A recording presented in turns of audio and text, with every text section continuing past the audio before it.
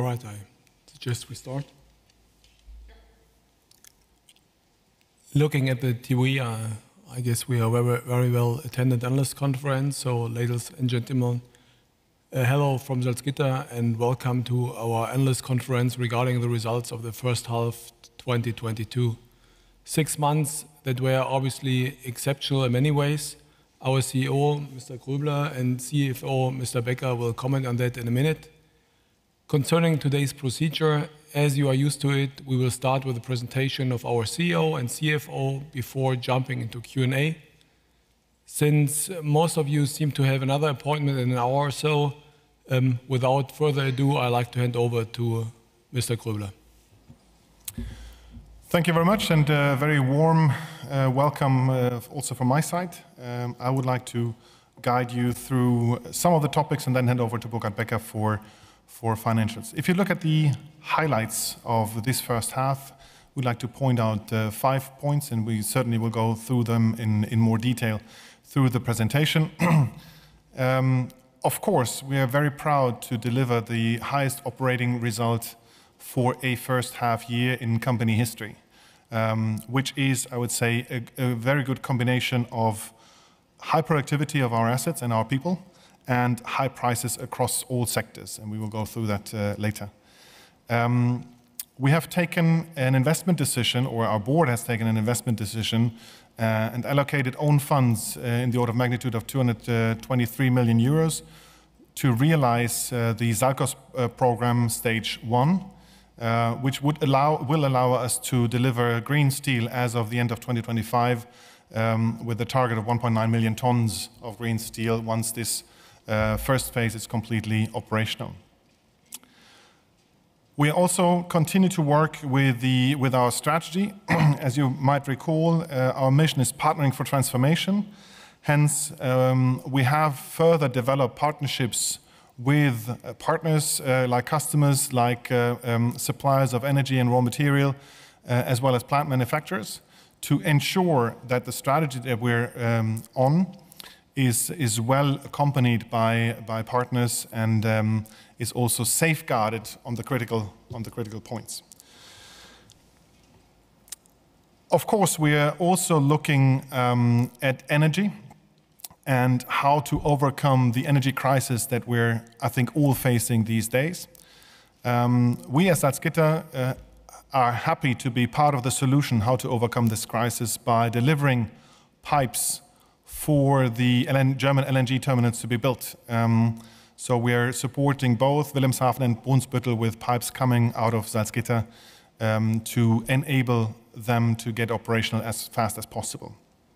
Last but not least, our guidance that we laid out in June is confirmed with all the aspects that we can look at these days. We can confirm our guidance, which I think is a strong signal for a very good year 2022. If we have a short look at the economic development, or let me perhaps start with occupational safety. You know by now that this is something that is very, very important to us as a company, very important to me as a CEO. We're looking at the right trend when it comes to occupational safety. 2022 looks much better than 2021, and you see the trend since 2018, so we're on the right path here.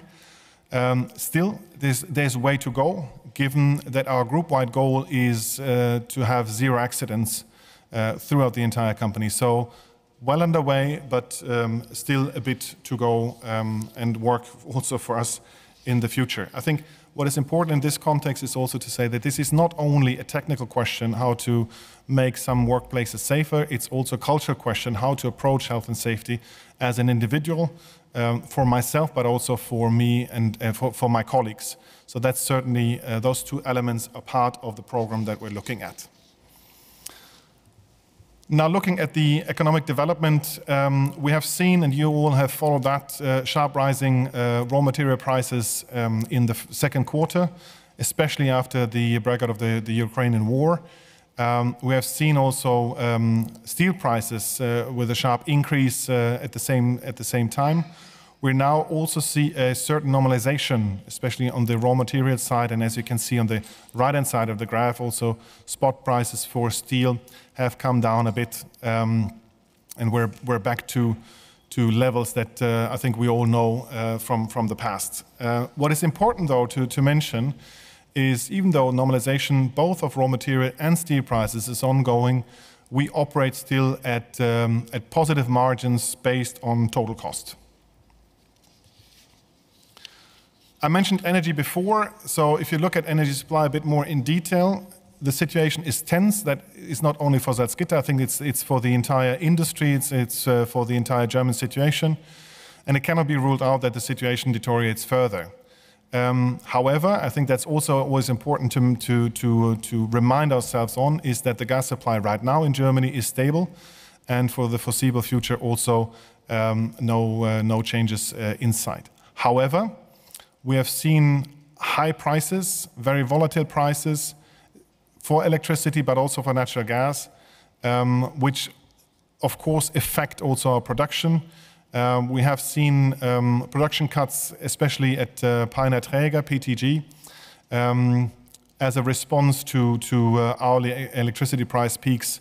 So we cut those peaks by reducing our consumption, especially at the electric arc furnaces in Peine. Of course, we have a continuous monitoring in place of the risks coming out of the electricity or the energy supply right now, and we are taking actions on those as well. So we're really looking at possibilities to reduce energy consumption at the price levels. Energy efficiency measures might become viable, so we're looking at those and implementing those wherever possible and meaningful. But we also look at alternative operation with the focus of saving energy to the detriment of either other expenses like personnel costs, so more people or people working longer for the same volume, or also to the detriment of volume, especially given that the third quarter is a bit weaker than what we have seen before. We are also looking at that.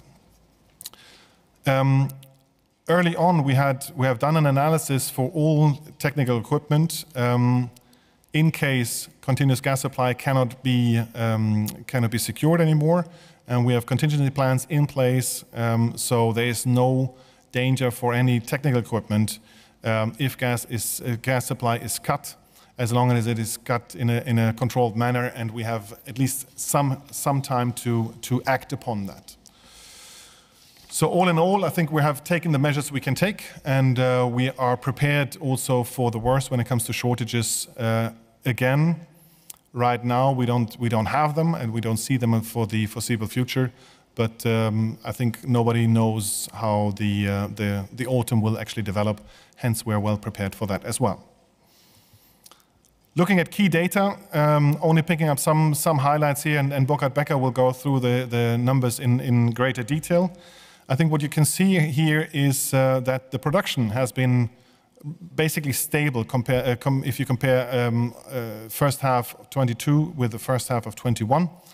Basically a par here.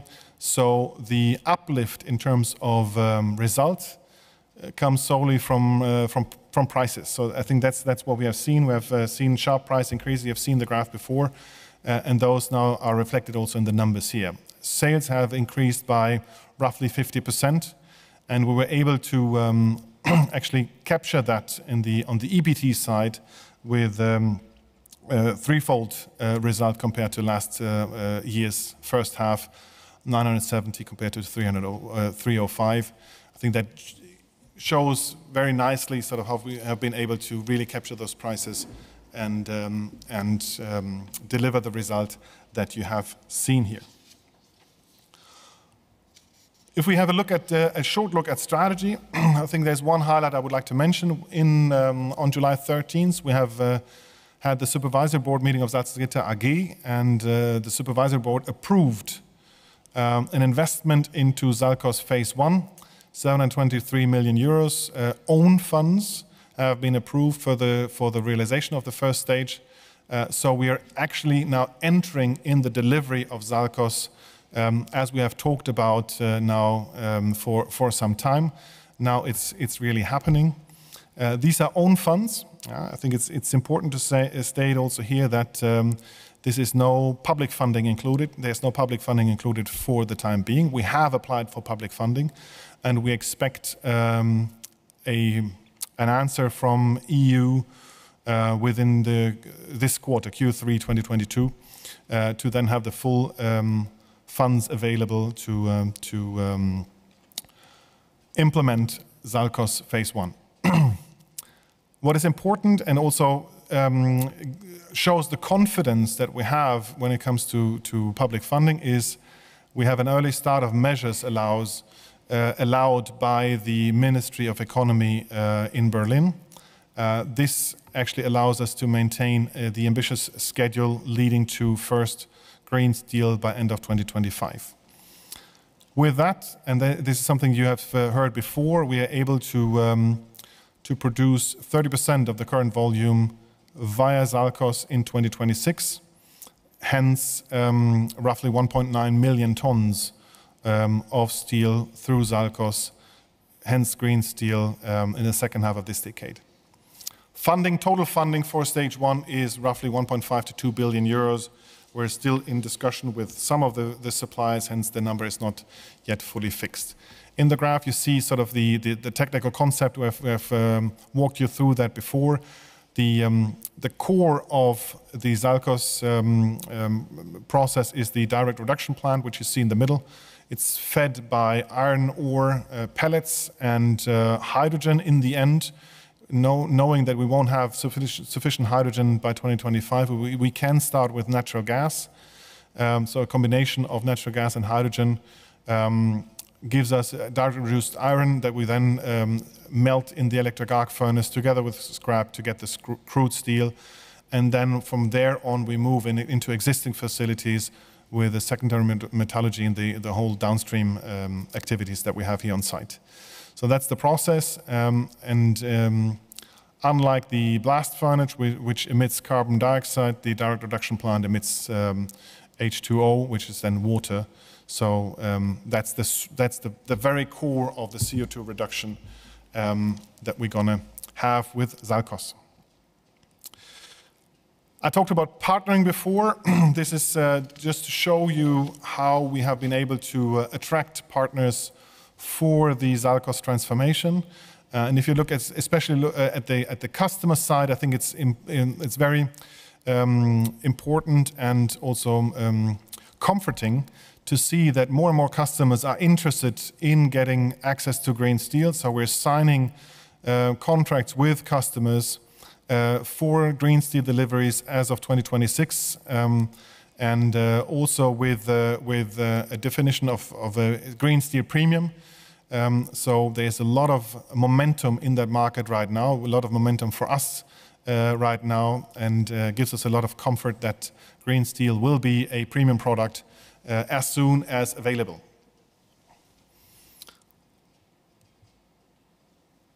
Energy crisis, I said that we are part of the solution. What you see here are the two LNG terminals that Germany is working on right now in Wilhelmshaven and in Brunsbüttel.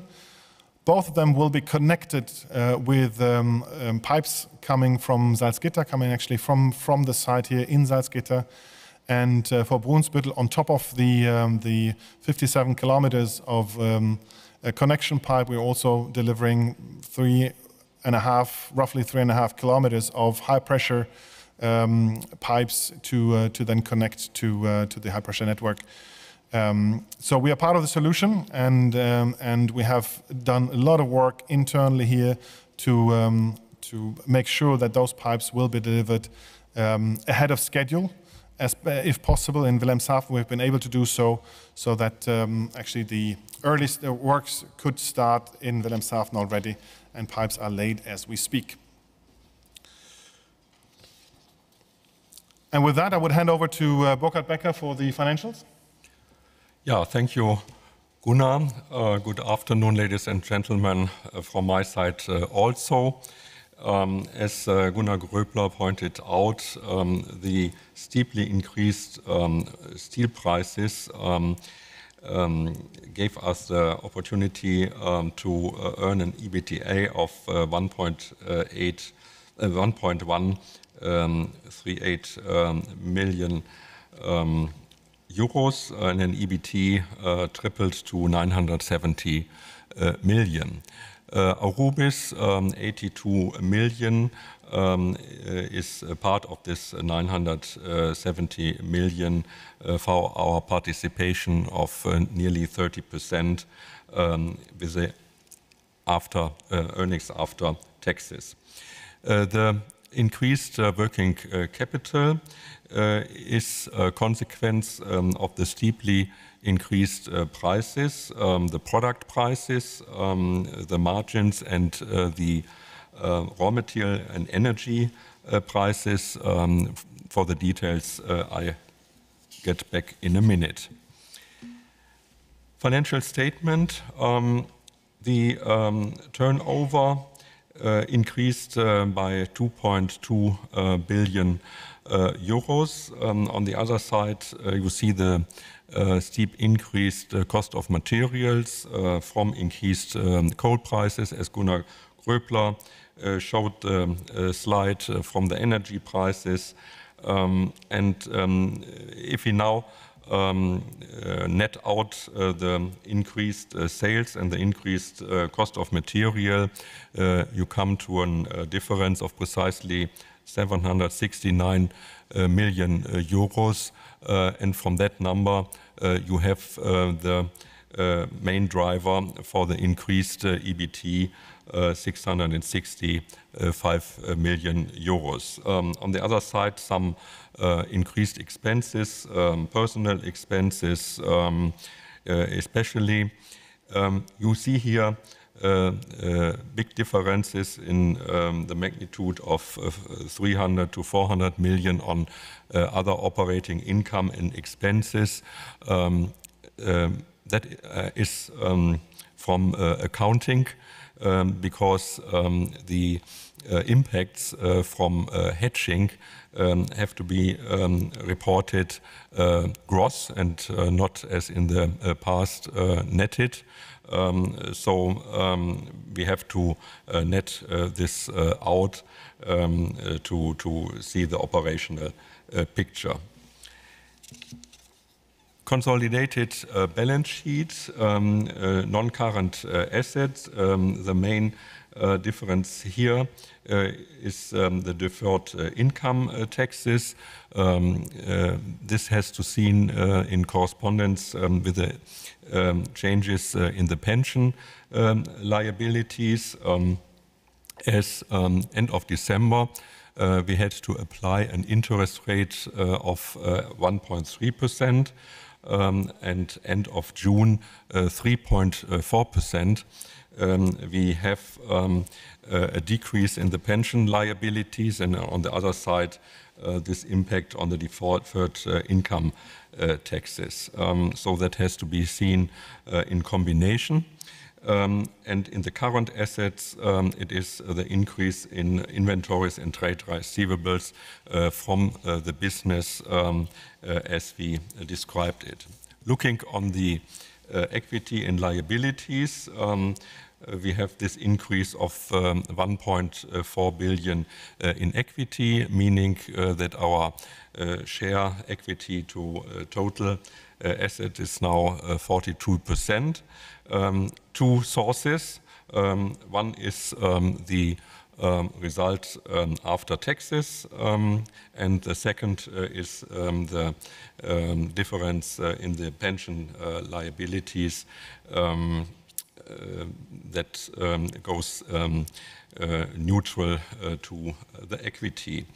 The expectation is that the 3.4% we have to apply end of June will be the interest rate in the forecast end of December 2022.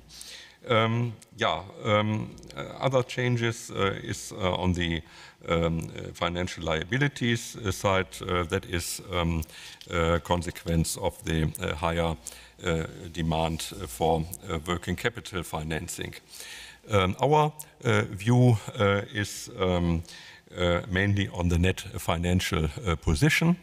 Our net financial position end of December 2021 had been 544 million euros, and end of June we had 901.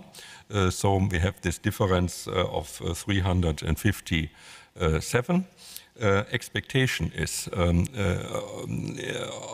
all impacts including from working capital, from investments, or capex second half of the year, from result, that we bring this down again to the 500 million net financial debt. Yeah? The contribution from reduction of working capital in the second half of this year is around 400 million euros. Yeah? Fine. So look on the steel production.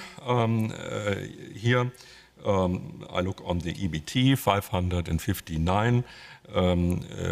That makes clear that this segment provides, in relation to the 970, the biggest part, coming from the margins we have seen, especially in the 3-4 months after the start of the war against Ukraine. The steel processing, the improvement here, last year, 21, we had a loss. The improvement here comes from the plate business, mainly driven again by the prices and the shortages in the market after the start of this war. Trading, yeah, again, very good performance, 249 EBT. That is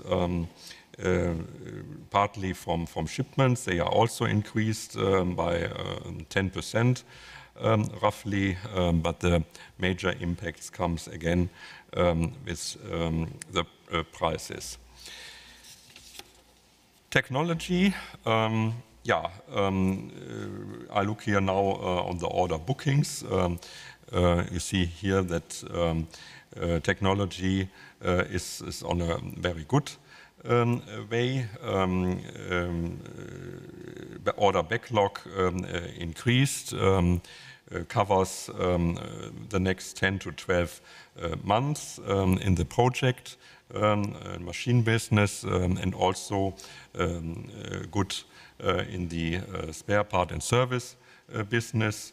The reason why we see here a decreased number of EBT is that we in the previous year had a positive impact by a one-off effect coming from the sale of a small activity in KHS United States.